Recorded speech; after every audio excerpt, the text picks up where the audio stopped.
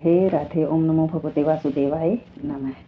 भगवान श्री कृष्ण कहते हैं कि मनुष्य को इतना समझना कि बुद्धि तो होनी चाहिए कि भगवान ही इस ब्रह्मांड की सारी वस्तुओं के एकमात्र स्वामी हैं। बंदा भाई मनुष्य बोलता है ना कि मैंने ये कर दिया, ये मेरा है। पूरे ब्रह्मांड के भगवान ही स्वामी है, परमात्मा ही स्वामी है, ईश्वर ही स्वामी है। हर मनुष्य को ये समझना चाहिए भाई जो हो रहा है उसकी मर्जी से हो रहा है। वे ही आदि है, वे ही सृष्टा है और वे ही ब्रह्मा जी के सर्जन करता है। इसलिए किसी को भी अपने आप को किसी भी वस्तु का स्वामी होने का दावा नहीं करना चाहिए।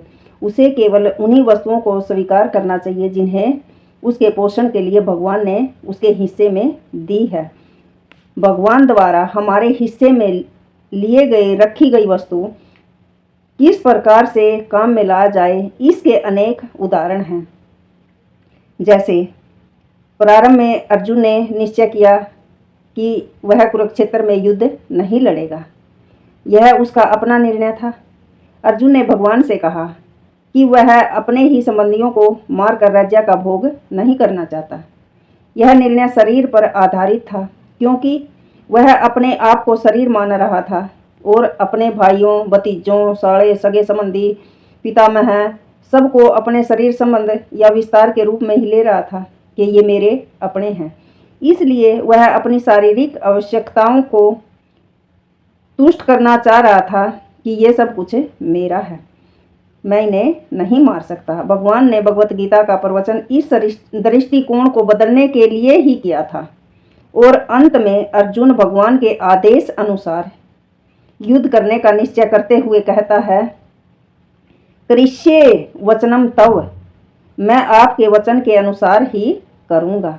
इस संसार में मनुष्य बिल्ली कुत्तों के समान लड़ने के लिए नहीं है। मनुष्यों को मनुष्य जीवन की महत्ता समझकर सामान्य पशुओं की भांति आचरण करना बंद कर देना चाहिए। मनुष्य को अपने जीवन के उद्देश्य समझने चाहिए और इसका निर्देश सभी वैदिक ग्रंथों में दिया गया है, जिसका सार भगवत गीता में मिलता है। वैदिक ग्रंथ मनुष्यों के लिए है, पशुओं के लिए नहीं। एक पशु दूसरे पशु का वध करे तो कोई पाप नहीं लगता, लेकिन यदि मनुष्य अपनी अनियंत्रित अपनी इंद्रियों की तुष्टि के लिए पशु वध करता है, भाई कोई अंडा खा रहा, कोई मीट खा रहा, कोई मांस खा रहा बना कर, तो वो अपनी सब इंद्रियों की इच्छा से मारकर अगर पशु का वध करता है तो वह प्रकृति के नियम तोड़ने के उत्तरदायी हो गए। भगवत गीता में स्पष्ट रूप से प्रकृति के गुणों के अनुसार 3 प्रकार के कर्मों का उल्लेख है, सात्विक कर्म, राजसिक कर्म और तामसिक कर्म। इसी प्रकार आहार के भी 3 भेद हैं, सात्विक आहार, राजसिक आहार और तामसिक आहार। यदि हम भगवत गीता के उपदेश का ठीक से उपयोग करेंगे तो हमारा संपूर्ण जीवन शुद्ध हो जाएगा। राधे राधे। ओम नमो भगवते वासुदेवाय नमः। सात्विक कर्म करने चाहिए, सात्विक ही आहार करना चाहिए।